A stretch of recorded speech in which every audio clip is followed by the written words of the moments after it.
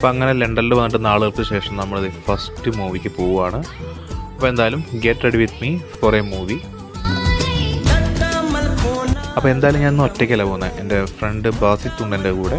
അപ്പോൾ നമ്മളിന്ന് പോകുന്നത് നമ്മുടെ തൊട്ടടുത്തുള്ള സ്റ്റാറ്റ്ഫോർഡ് എന്ന സ്ഥലത്താണ് കേട്ടോ. അപ്പോൾ പോകും വഴിയുള്ള കാഴ്ചകളൊക്കെ എന്നും കാണുന്ന പോലെയല്ല, കുറച്ച് വ്യത്യസ്തമായി തുടങ്ങി. വേറൊന്നുമല്ല, സമ്മർ മാറി പയ്യെ ഓട്ടത്തിലേക്ക് കിടക്കാൻ തുടങ്ങി. അങ്ങനെ റോഡിൻ്റെ വശത്തുള്ള നല്ല കാഴ്ചകളെ കണ്ടിരുന്നപ്പോഴേക്കും നമ്മൾ സ്റ്റാറ്റ്ഫോർഡ് എത്തിയിട്ടോ. സ്റ്റാറ്റ്ഫോർഡ് എത്തിക്കഴിഞ്ഞാൽ ഈ കാണുന്ന മാളിലേക്കാണ് നമുക്ക് നേരെ പോകുന്നത്. മാളിൻ്റെ അകത്താണ് നമ്മുടെ തിയേറ്റർ ഉള്ളത്. ഏകദേശം 16 സ്ക്രീനുകളുണ്ട്. അതിനകത്ത് 11ാമത്തെ സ്ക്രീനിലാണ് നമുക്ക് ഇന്നും മൂവി എക്സ്പീരിയൻസ് ചെയ്യേണ്ടത്. അതുപോലെ ഞാൻ ഭയങ്കര എക്സൈറ്റഡ് ആണ് ഇവിടുത്തെ തിയേറ്റർ എക്സ്പീരിയൻസ് എങ്ങനെയാണെന്ന് അറിയാം. കാരണം നാട്ടിൽ നമ്മൾ ഒരുപാട് പടങ്ങൾ കണ്ടിട്ടുള്ളതാണല്ലോ. അപ്പോൾ ഇതാ നമ്മൾ എൻട്രി ചെയ്യാണ് നമ്മുടെ തിയേറ്ററിൻ്റെ അകത്തേക്ക്.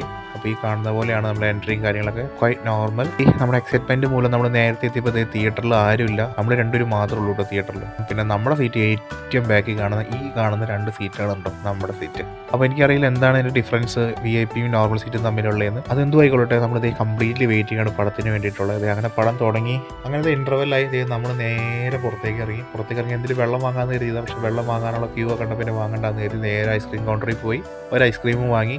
ഒരു റിവ്യൂ വേണ്ടി പറയാം. തിയേറ്റർ വമ്പൻ ഫ്ലോപ്പ്. ഇനി ഞാൻ ഒരിക്കലും ഇവിടെ സജസ്റ്റ് ചെയ്യില്ല.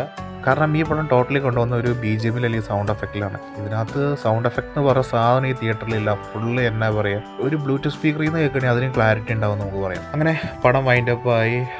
പടം ഒക്കെ ആവറേജ്, കുഴപ്പമൊന്നുമില്ല, എനിക്കിഷ്ടപ്പെട്ടു.